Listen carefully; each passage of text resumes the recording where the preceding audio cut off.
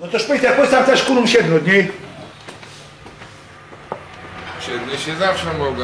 No to Ludzie siody. tu bardzo nie mocno. Pogodać. I co tam cię słychać? Starobieda jakoś nie chcą kupować tej gorzoły. Nie chcą. Nie No chcą. bo biedni ludzie, wiesz, biedni ludzie. Wszyscy na kryska kupują. To Jorgo ci tak przyglądał, no siedzisz i nos można kwinta. Coś cię gryzie, coś cię gryzie. To mam przesmolone fałpie, bo się spowadził z teściową. Powiedział ich, że cygani. No bo tak, Godo, wiesz, my już, znaczy ona Godo sobie, nie? Ja już tam długo nie będę żyć. Ja Godo, Jura, ale ona jeszcze na kolej jeździ. 40 lat już tak Godo, że... A skąd to masz ta szwigermuter? Z daleka.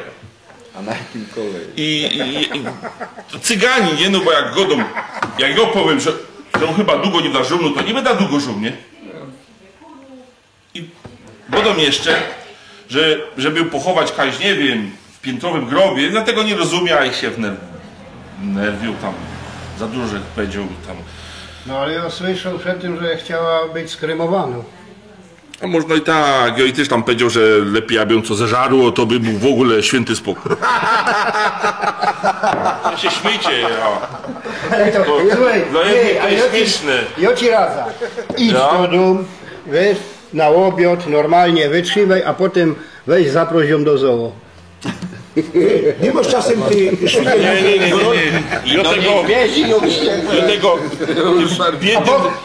tym biednym niedźwiedziom i zwierzętom tego nie będę robił.